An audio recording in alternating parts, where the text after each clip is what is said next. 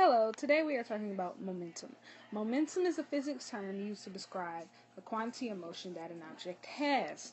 Okay, so in physics, can also be described as mass in motion. And momentum can be represented by the letter P.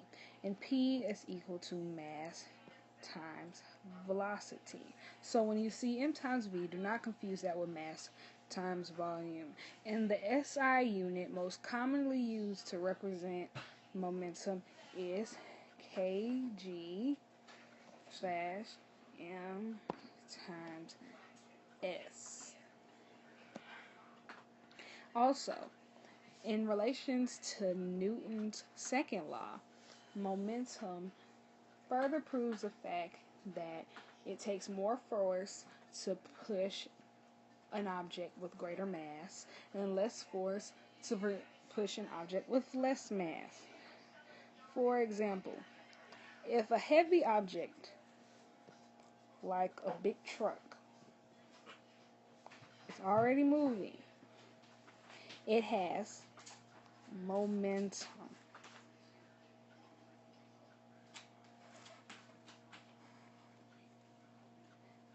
That momentum will keep that heavy object moving.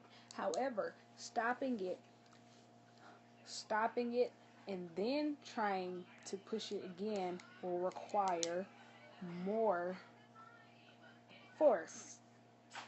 Yo, this your boy Q, Quentin James Savage on the mic right now, and I'm about to take over lyrics. Very boring presentation she just did, and I'm about to talk to you more about momentum, okay, guys? And I'm about to make it more uninteresting for y'all.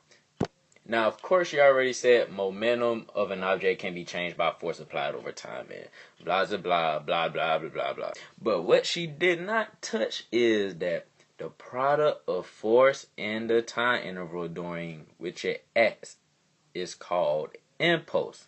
And now, impulse can be seen as J. Okay? And what impulse basically is change in momentum. Always remember that. Change in momentum. And not only that, you also got to remember that changing momentum and whatever and all that stuff. J equals F theta T equal M theta V. Okay, let me write that down for you guys. J equal F, triangle little thingy, T, which can also equal M, triangle thingy, V. And the best way to remember this is J equal fat and J equal math. Or you could be like J equal F theta T equal M theta V. You know, something like make it up. You know, make a rap about it or something. Make it fun. You know, that's the best way to remember this. Now that we got an idea of what impulse momentum is, now we could get to what elastic and inelastic momentum are. Okay, now when you think of elastic, okay? Now when you think of elastic, what comes to your mind?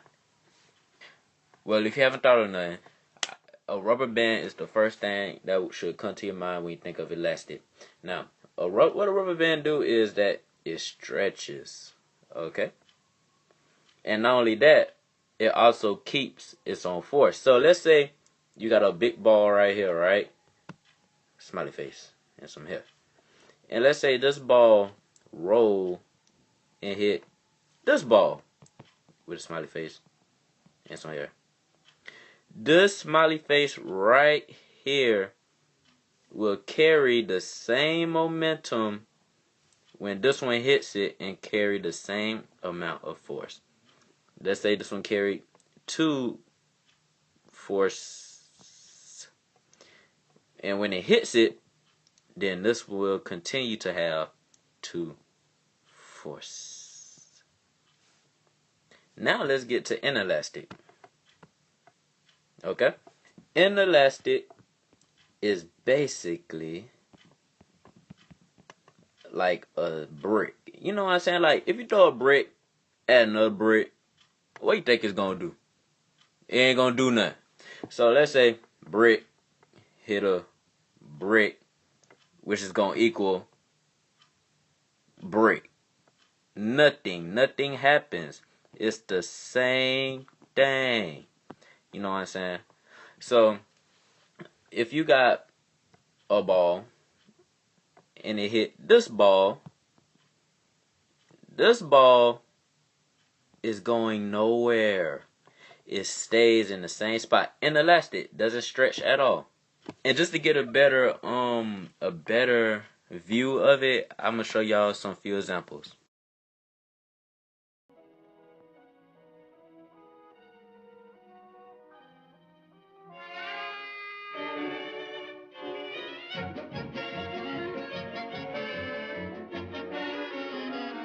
Now, from this example, you will see that while he hits the cue ball, it will exert the same amount of force he hit it to the yellow ball.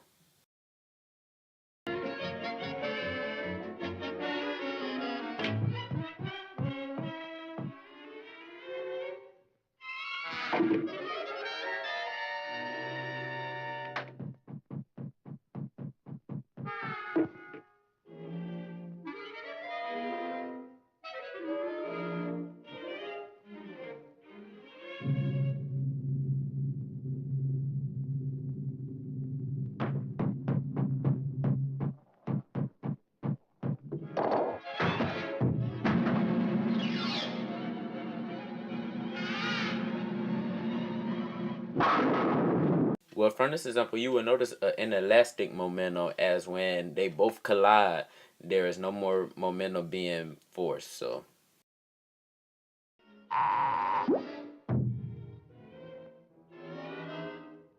now that we covered some few examples and y'all got an idea of what momentum is, I just hope y'all learned something new today. This is your boy Quentin Savage, and also my associate, who's know nothing, Lyric Swinton.